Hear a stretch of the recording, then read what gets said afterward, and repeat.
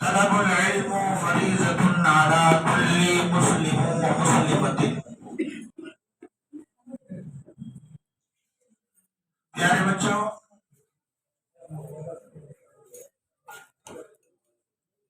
Stage پر رونق افروز ہارون صاحب اور ہمارے لیکچرر اور سفیان صاحب آئے ہوئے مہمانوں کے لیے السلام علیکم ورحمۃ اللہ وبرکاتہ۔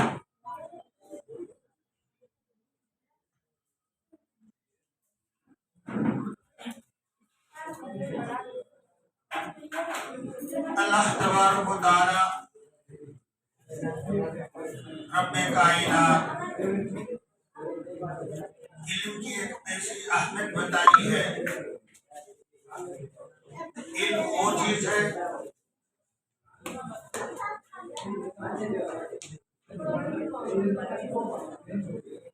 جسے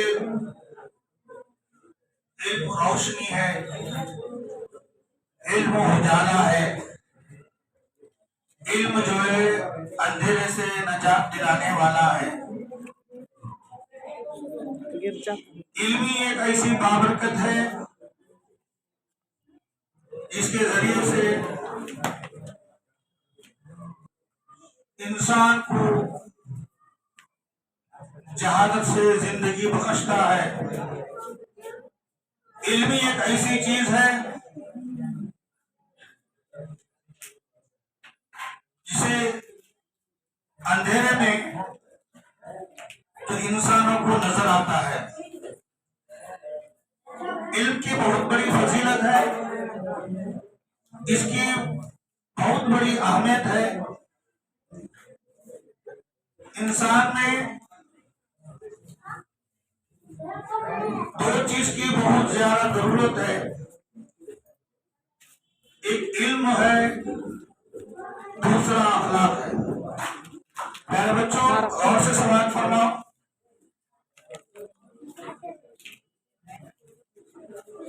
اگرچہ علم نہ ہو تو انسان کی زندگی میں اندھیرا ہی اندھیرا ہے۔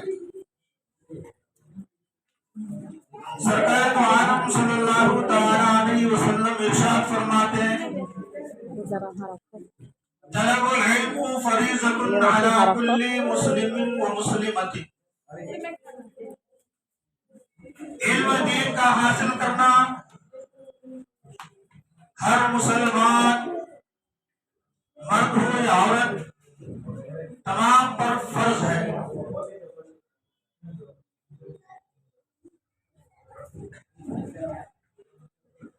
پیارے بچوں، کہنے کا مقصد یہ ہے،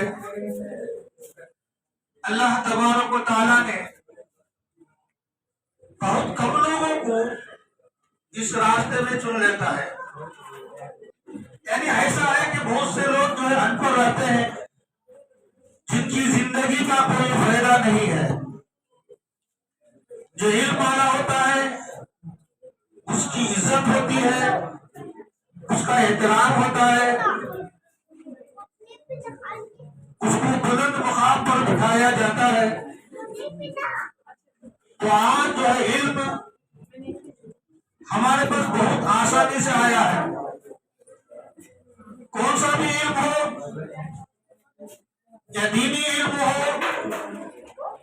یا دنیاوی علم ہو، ہر علم جو ہے ہمارے تک جو ہے آسانی سے پہنچا ہے۔ اس کے علاوہ پہلے کے جو لوگ ہوتے ہیں، پچھلے لوگ، ان کے لیے جو ہے حاصل کرنا بہت مشکل ہوتا۔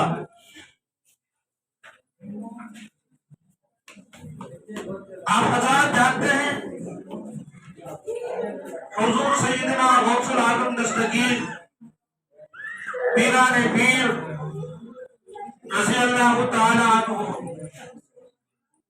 ان کے علم کا میں ایک واقعہ سناتے ہوئے میں اپنی بات کو ختم کرتا ہوں۔ اب غور سماعت فرمائیں۔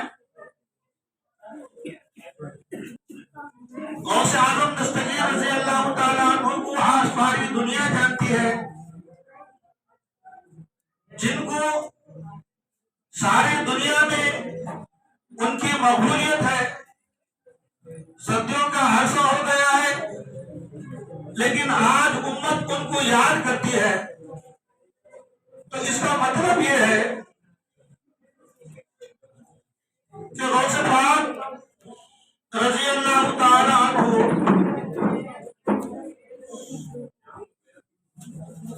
آپ تھوڑا دیر خاموش ہو جائیں، باتیں نہ کریں، ادب کا لحاظ کریں۔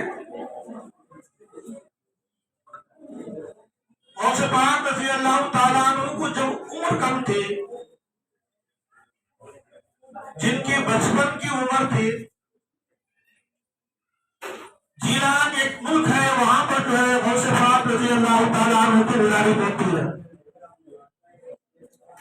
اور اس دور میں بغداد شریف جو ہے ایک علم کا مرکز رہا۔ ساری دنیا میں جو ہے بغداد آج بھی جو ہے علم کی یونیورسٹی ہے۔ اس وقت کے جید عالم، بڑے بڑے اولیاء وہاں پر تعلیم دے رہے تھے۔ غوث پاک رضی اللہ تعالیٰ عنہ جو ہے ان کے بچپن میں ہی ان کی کمالات تھے، ان کے کرامات ظاہر ہو رہے تھے۔ اسی ایام میں اپنے والدہ سے اعلیٰ تعلیم پانے کے لیے غوث اعظم دستگیر رضی اللہ تعالیٰ عنہ اپنی والدہ سے اجازت لے کر بغداد شریف جانے کا جب ارادہ فرماتے ہیں تو ان کی والد محترمہ بخوشی جو ہے ان کو جو ہے جانے کی اجازت دیتے ہیں۔ تو اس وقت کوئی ایسا سفر نہیں تھا کہ جیلان سے بغداد جو ہے 400 کلومیٹر کا فاصلہ ہے۔ اس وقت کوئی ایسا راستہ بھی نہیں تھا جو انسان جو ہے آسانی کے ساتھ طے کرے، اور کوئی سواری بھی ایسی نہیں تھی جو مالدار ہوتا، جو پیسے والا ہوتا، وہ اونٹ یا گھوڑوں کے ذریعے سے جو ہے اپنا سفر اختیار کرتا۔ لیکن غوث پاک رضی اللہ تعالیٰ عنہ کے پاس کچھ نہیں تھا، غریبی کا عالم تھا۔ اس دور میں کہیں سفر کرنا ہوتا تو لوگوں کا ایک قافلہ جم جاتا، کثیر تعداد میں لوگ جمع ہو جاتے اور ان کے ساتھ جو ہے سفر طے کرتے۔ 400 کلومیٹر کا فاصلہ تھا، اور اس وقت کی جو ہے یہ بہت مشکل راستہ تھا کہ جس وقت غوث پاک رضی اللہ تعالیٰ عنہ جب علم حاصل کرنے کے لیے جب بغداد جانا چاہا تو اس وقت ان کے والد محترمہ ایک نصیحت فرماتے ہیں، بیٹا کیسی بھی تکلیف ہو جائے، کیسی بھی مشکل ہو جائے، جھوٹ نہیں بولنا۔ اسلام کا پہلا فریضہ ہے کہ اسلام میں جو ہے جھوٹ بولنے کو سخت سے منع کیا گیا ہے۔ سرکار مدینہ صلی اللہ تعالی علیہ وسلم فرماتے ہیں جھوٹ جو ہے ام الکذب ہے، یعنی جھوٹ جو ہے گناہوں کی ماں ہے۔ یہ بہت بڑی بری چیز ہے کہ کچھ بھی ہو جائے جھوٹ نہیں بولنا۔ اس وقت جو ہے ان کے والدہ محترمہ نے خرچ کے لیے ان اشرفیوں کو غوث پاک رضی اللہ تعالیٰ عنہ کے بغل کے نیچے ایک تھیلی میں سل کر جو ہے وہاں پر جو ہے اسے محفوظ کرتے ہیں۔ اب راستے میں ایسا ہوتا ہے کہ اس وقت کا دور تھا جب لٹیرے کہیں جب جاتے تو ان کو لوٹ لیتے تھے۔ لٹیرے کیا کرتے جب سفر میں جاتے تو ایک پہاڑی کے بیابان جنگل میں جب لٹیروں کا ایک قافلہ ہوتا تو لٹیرے جس کو بولتے ہیں ڈاکو، ڈاکوں کا ایک قافلہ ہوتا، وہ کیا کرتے رستے میں جو ہے جو مسافر آتے ان کو دیکھتے ان کو لوٹ لیتے۔ غوث پاک کے ساتھ جو ہے 40 آدمی ہم سفر تھے، 40 آدمی کا ایک گروہ جو ہے سفر میں جا رہا تھا، اور اس میں کمسین یعنی چھوٹے بچے تھے غوث پاک۔ اب جو ہے ڈاکوں کا ایک قافلہ آتا ہے کہ تمام جو ہے مسافروں کو جو ہے وہ لوٹ لیتے ہیں۔ اب تنہا ایک جھاڑ کے قریب غوث پاک رضی اللہ تعالیٰ عنہ کھڑے ہوئے تھے، کیونکہ جو ہے ان کے ساتھ جو ہے سفر میں آئے تھے وہ بکھر گئے تھے، بھاگ گئے تھے، کسی کو پکڑ کر وہ قید کر لیے تھے، لوگوں کا مال لوٹ لیا گیا تھا۔ اب غوث پاک جو ہے تنہا ایک جگہ کھڑے ہوئے ہیں۔ اب اس وقت جو ہے ڈاکوں میں سے ایک ڈاکو پوچھتا ہے، اے بچے تو یہاں کیوں کھڑا ہے، تیرے پاس کیا ہے؟ تو غوث پاک بولتے ہیں کہ میرے پاس 40 اشرفیہ ہے۔ تو وہ ڈاکو چلے جاتا ہے، پھر دوسرا ڈاکو آتا ہے، کیونکہ ان کو جو ہے مسافروں کو لوٹنا تھا، ایک دوسرے کو پکڑنا تھا، بکھر گئے تھے۔ دوسرا آ کر پوچھتا ہے، ان کو بھی غوث پاک وہی جواب دیتے ہیں کہ میرے پاس 40 اشرفیہ ہے۔ اب یہاں معاملہ یہ تھا کہ ڈاکوں کو پکڑنے کا اندازہ تھا، وہ لوٹ رہے تھے، لوگوں کو جو ہے مار رہے تھے، ان کی جان جا رہی تھی۔ اس وقت غوث پاک رضی اللہ تعالیٰ عنہ بھی جو ہے اس خوف سے ڈرے بغیر اپنے پر جو اشرفیہ تھے وہ جو ہے ڈاکوں کو بتا دی۔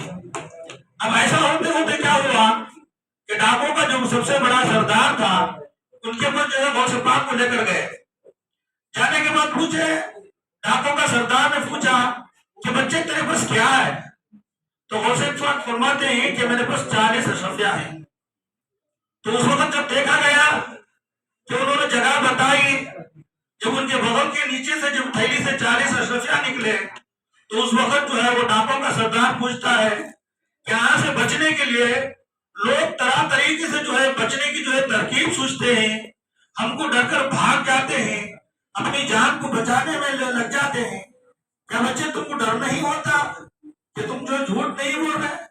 قربان جاؤ کہ اس وقت غوث پاک رضی اللہ تعالیٰ عنہ کا لفظ کیا تھا کہ ہمارا اسلام جو ہے جھوٹ بولنے سے منع کرتا ہے۔ کیا فرمائے؟ ہمارا اسلام جو ہے جھوٹ بولنے سے منع فرماتا ہے، اور ہمارے والدہ کی تاکید ہے کہ جان بھی چلی جائے پرواہ نہیں لیکن جھوٹ نہیں بولنا۔ جب یہ بات سننا تھا کہ ڈاکوں کا سردار دیکھتا ہے کہ ہم نے جو ہے اللہ کی اتنی بڑی نافرمانی کی، لاکھوں ہزاروں لوگوں کو لوٹا ہے، لوگوں کا دل دکھایا ہے، کئی لوگوں کو مارے ہیں، لیکن ہم اللہ کی بات کے اوپر بے خوف ہو کر جو ان کو لوٹ رہے ہیں، لیکن یہ چھوٹا بچہ جس کی عمر ابھی کم ہے لیکن اس کے اندر خدا کی ایسی وحدانیت ہے، خدا کی ایسی جو ہے طاقت اس کے اندر ہے کہ اپنی والدہ کے کہنے پر جو ہے جھوٹ بولنے سے جو ہے پرہیز کر رہا ہے۔ تو فوراً جو ہے وہ ڈاکوں کا سردار کیا کرتا ہے، توبہ کر کر جو ہے غوث پاک کے ہاتھ پر بیعت دیتا ہے، اور اس کے بعد جو ہے ڈاکوں کے جو سردار جب کارنامہ دیکھ کر جو ہے جو 40 ڈاکو تھے وہاں پر، تو سب کے سب جو ہے اپنے سردار کو دیکھ کر سب توبہ کرنے لگتے ہیں، اور پورے کے پورے جو ہے کلمہ پڑھ کر مسلمان ہو جاتے ہیں۔ سبحان اللہ۔ یہ سچ جو ہے غوث پاک نے جب اس وقت بتائی تو اس کے ذریعے سے 40 ڈاکو جو ہے اپنا کارنامہ چھوڑ کر، اپنے گناہوں سے باز آ کر، اللہ سے خوف کھا کر غوث پاک کی بات پر جو ہے توبہ کر کے مسلمان ہو جاتے ہیں۔ اب اس کے بعد جو ہے روایت میں آتا ہے کہ وہ 40 کے 40 ڈاکو بھی جو ہے پورے کے پورے جو ہے ولی کامل ہو گئے، اللہ والے ہو گئے، جو جن سے جو ہے کرامتیں ظاہر ہونے لگی، اور پورے کے پورے توبہ کر کر جو ہے 40 ڈاکو بھی جو ہے جب تک ڈاکو تھے غوث پاک کے ہاتھ پر ہاتھ رکھ کر جو ہے کلمہ پڑھ کر جو ہے مسلمان ہو کر ولی ہو گئے۔ حاضرین اکرام، جب غوث پاک بغداد پہنچے تو ان اشرفیوں جو ہے ختم ہو گئے۔ اب ایک قائد کا ایسا وہاں ایسا ہوا، ایک سائل ایسا آیا ان کے تعلیم میں جو خراب ساری ہو گئی۔ اب غوث پاک دیکھتے رہے کہ کھانے کے لیے کچھ نہیں ہے، ان کے پاس جو اشرفیاں تھے وہ ختم ہو گئے۔ اب وہ جو ہے فاقے کرنے لگے، 40 دن کا فاقہ ہو گیا، اب رہا نہیں رہا، تو غوث پاک نے کیا کیا کہ جنگل کی طرف گئے تاکہ پتے کھا کر جو ہے اپنی بھوک مٹا لے۔ لیکن وہاں پر جانے کے بعد کیا ہوا کہ وہاں پر جو ہے پہلے تو جو ہے غریبوں کا ایک ہجوم کھڑا ہوا تھا۔ اب پتے تو جو ہے جنگل میں تھے، اب اس کو کسی کی جو ملکیت نہیں ہے، جو چاہے کھا سکتا۔ لیکن غوث پاک کے دل میں خیال آیا کہ کل حشر کے دن اللہ تبارک و تعالیٰ مجھ سے جو پوچھیں گا کہ جو ہے جو لوگ کھڑے پانے سے انتظار میں ہیں تو اس کی غذا تم کھا گئے، یہ سمجھ کر جو ہے وہاں سے واپس آ جاتے۔ اب بغداد میں آ کر پانی پی کر جو ہے زندگی بسر کرنے لگتے ہیں، تو اسی وقت ایک شخص آیا کہ بغداد میں مسجد کے ایک کونے میں بیٹھ کر بنا ہوا گوشت اور روٹی کھا رہا تھا، اور غوث پاک رضی اللہ تعالیٰ عنہ کے اوپر جو ہے اس آدمی کی جو ہے نظر پڑی۔ جب اس شخص نے بلایا کہ غوث پاک کو کہ تم یہ کھا لو، اب کھاتے درمیان میں وہ شخص بولا کہ میں جیلان سے آیا ہوں، میں ایک بچے کی تلاش میں ہوں کہ ان کے والدہ نے جو ہے کچھ اشرفیاں مجھے دے کر بھیجی ہے، میں یہاں پر جو ہے 3 دن سے انتظار کر رہا تھا، لیکن وہ بچہ مجھے نہیں ملا اور میرے پاس کوئی سرمایہ بھی نہیں تھا، تو اس کے پیسوں میں سے جو ہے میں یہ روٹی یا گوشت لے کر کھا رہا ہوں۔ کہ تم کو پتا ہے کہ بغداد شریف میں اس مدرسے میں ایک بچہ ہے جس کا نام جو ہے غوث پاک ہے، جس کا نام غوث ہے، وہ جیلان کا رہنے والا ہے، کہ تم جانتے ہو؟ تو اس وقت غوث پاک فرماتے ہیں میں ہی تو غوث ہوں۔ سبحان اللہ۔ اور اس کے بعد جو ہے وہ آدمی جو ہے معافی مانگنے لگا، گڑ گڑانے لگا، اور غوث پاک سے نے اس کو اور جو اشرفیاں نے ان کی والدہ دی تھی اور وہ دے کر بھیج کر جو ہے بعد میں جو ہے پھر اس کو وہاں سے رخصت فرمایا۔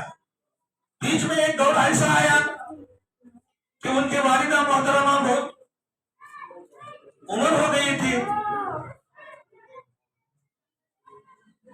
اور وہ بیمار ہو گئی۔ وہاں سے ایک آدمی آئے جیلان سے جو ہے بغداد شریف کو،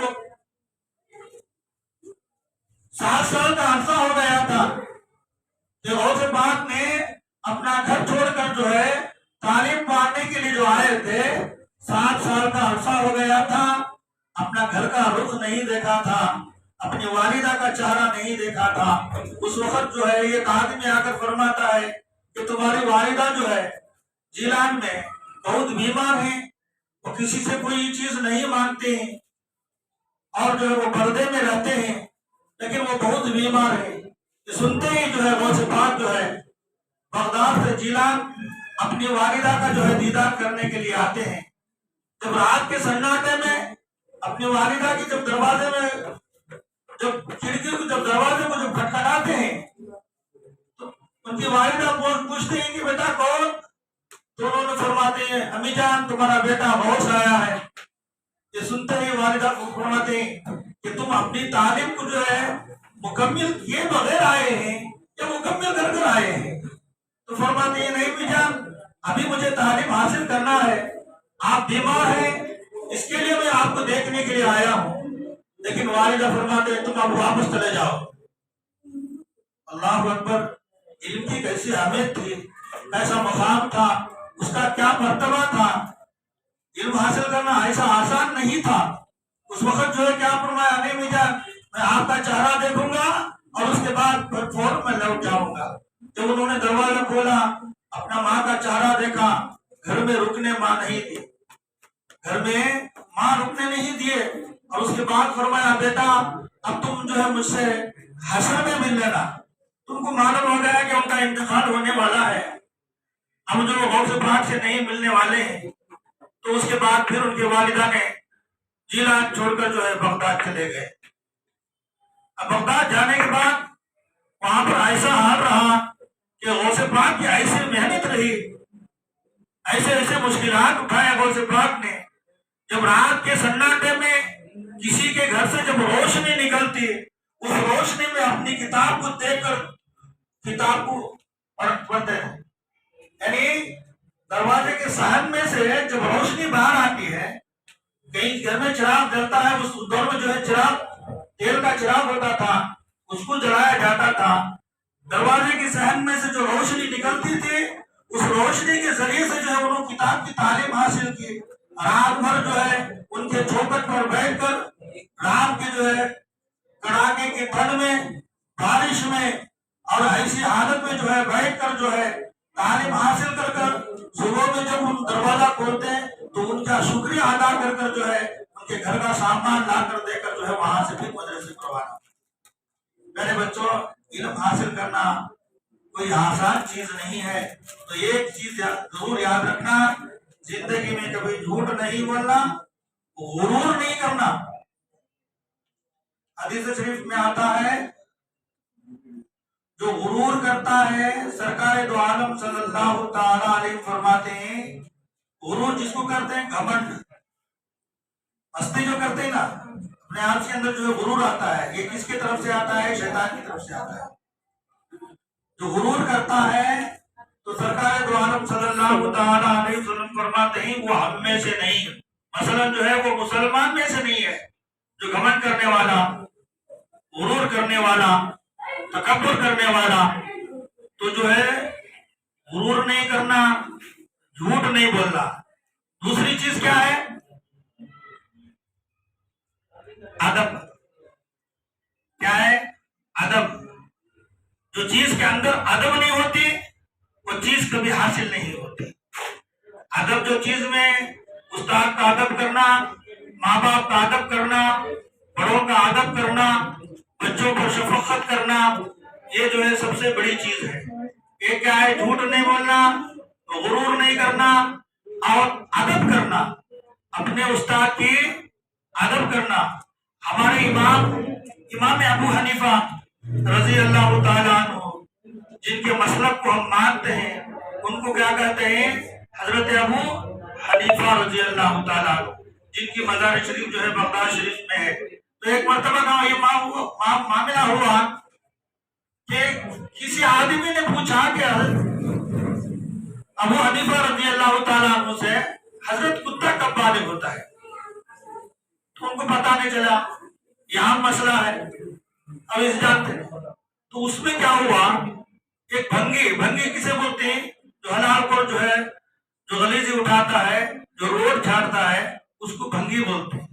अब भंगी ने एक मर्तबा जो है अबू हनीफा रजी अल्लाह ताला अन्हु से फरमाया कि कुत्ता उस वक्त बालिग होता है जब टांग उठाकर पेशाब करता है। कोई ज्यादा बड़ा मसला नहीं है, कुछ ये नहीं है, छोटी सी बात है। तो अब क्या हुआ कि जब भी वो आदमी आता तो उसके एहतराम में हमारे इमाम, सारी दुनिया के इमाम, आज करोड़ों लोग जो है उनकी इत्तेबा में है, तो क्या करते? जब वो आदमी आता उसके एहतराम में उठकर खड़े हो जाते, उसके एहतराम में उठकर खड़े हो जाते। कोई आदमी हमको एक जब अलीफ भी जब पढ़ाता है तो वो हमारा उस्ताद हो गया। अब उसका मकाम क्या है? अपने माँ बाप से ज्यादा उसका एहतराम करना, अपने माँ बाप से ज्यादा उसका एहतराम करना। कि उस्ताद जो होता है वो रूह का बाप होता है। एक बाप हमारे असली होते हैं, उस्ताद जो है हमारी रूह का बाप, मतलब जो है हमको संवारने वाला, हमको तरबियत देने वाला, हमको अखलाक सिखाने वाला, हमको सीधी राह पर चलने की ताकीद करने वाला, हमको अंधेरे से जो है उजाले में लाने वाला, अंधेरे से बचाने वाला। जी, ये सब जो है उस्ताद का कमाल होता है। लेकिन जब उस्ताद एक दिन क्यों नहीं पढ़ाया वो हमारा उस्ताद है, उसका एहतराम हम अपने माँ बाप से ज्यादा करना चाहिए, या कोई भी हो। क्योंकि जो है हमारा इमाम, सारी दुनिया के इमाम, आज करोड़ों लोग जो है उनके ताबे जो है उनकी इत्तेबा करते हैं। इमाम आजम, एक आदमी मामूली जब मसला बताया, जब तक वो सामने आता उसके एहतराम में उठकर खड़े हो जाते। तो ये है ताजीम। ये क्या है? ताजीम। अपने उस्ताद की ताजीम करना, उनका एहतराम करना, دوسرا جو ہے اپنے ماں باپ کا بہت بڑا ادب کرنا. یعنی ایک بزرگ میں آپ کو بتاتا ہوں، 2-3 باتیں بتا کر جو ہے میں ختم کرتا ہوں. ایک اللہ کے بہت بڑے ولی جو ہندوستان میں رہتے تھے، تو ان کی ایک بوڑھی ماں تھی. ان کی کون تھی؟ بوڑھی ماں تھی، جو چل نہیں سکتی تھی، بیٹھ نہیں سکتی تھی، اور جو ہے بیمار تھی. تو جب انہوں نے کہا کہ اس وقت کا دور بہت مشکل کا دور تھا، میں نے آپ کو بتایا کہ غوث پاک جو ہے جیلان سے جب بغداد گئے تو بہت مشکلیں جھلتے ہوئے گئے. تو اس وقت جو ہے ان کی والدہ نے فرمایا، بیٹا میں حج کرنا چاہتی ہوں، میں حج کرنا چاہتی ہوں. جب یہ سننا ہی تھا تو انہوں نے اپنے ماں کو اپنے کندھے پر بٹھایا، ہندوستان سے جو ہے حج کو لے کر گئے، کعبۃ اللہ کا طواف کیا، مینا مزدلفہ میں جو ہے ان پر جو جس وقت جو حج کا ایام جو ہوتے ہیں وہاں پر جو ہے انہوں گزاری. اس کے بعد حج ہونے کے بعد پھر جب وہ واپس ہندوستان آئے تو اپنی ماں کو اپنے گھر میں چھوڑ کر جو ہے دل میں سوچا کہ کاش اب نہ میں میری ماں کا تھوڑا نہ تھوڑا حق ادا کیا ہوں گا. یہ دل میں ان کی جو ہے خیال آیا کہ اپنی ماں کی اتنی خدمت کریں کہ ہندوستان سے جو ہے مکہ شریف جا کر واپس آنا کیا معمولی بات ہے؟ کیسی تکلیف جھیلی ہوگی، کیسے مشکلات کا سامنا کرنا پڑا ہوگا کہ اتنے عرصے میں انہیں اپنی ماں کو کیا کھلایا ہوگا، کیسے جنگل میں کہاں پر ان کو بٹھایا ہوگا، کیا کیا بارش میں دھوپ میں کیسی جھیلی ہوگی، انہوں اتنی مشکل ہوگی. تو اس وقت جو ہے انہوں نے حج سے جب اپنے گھر کو واپس آنے کے بعد میں اپنے دل میں خیال کیا کہ میں اپنا تھوڑا نہ تھوڑا اپنی ماں کا جو ہے میں حق ادا کیا ہوں گا، یہ سوچا تھا. تو حافظ غیبی سے اللہ کی طرف سے آواز آئی، اے میرے بندے تو کیا سوچتا ہے کہ تیری سوچ غلط ہے کہ تو اپنی ماں کی گودی میں جو ایک کروٹ لیا ہے اس کا حق ابھی ادا نہیں ہو. تو آج ہم تھوڑا سا بھی ہم اپنے ماں باپ کا حق ادا نہیں کر سکتے. اس لیے جو ہے ہماری زندگی میں کبھی اپنے ماں باپ کا دل نہیں دکھانا، اپنے ماں باپ کو جو ہے زور سے بات نہیں کرنا. قرآن شریف میں آیا ہے اپنے ماں باپ کو اف تک مت کہو، اپنے ماں باپ کو اف تک مت کہو، ان کا احترام کرو. اور ایسا حکم ہے کہ ماں باپ بچے بیمار ہیں، آپ نفل نماز میں کھڑے ہوئے رکعت باندھتے ہیں، لیکن ماں باپ کی طرف سے ان کی خدمت کے لیے کوئی آواز آئے تو تم نماز توڑ کر ان کی خدمت کرو. اتنا بڑا مقام ہے ماں باپ کا. تو بچوں، ماں باپ کا مقام بہت بڑا ہے. ان کا احترام کرنا، ان کا ادب کرنا، ان کے حکموں کے اوپر عمل کرنا، بڑوں کا ادب کرنا، اور جو ہے اپنے سے جو چھوٹے ہیں ان پر شفقت کرنا، اور اپنے استاد کا احترام کرنا، اور تعلیم میں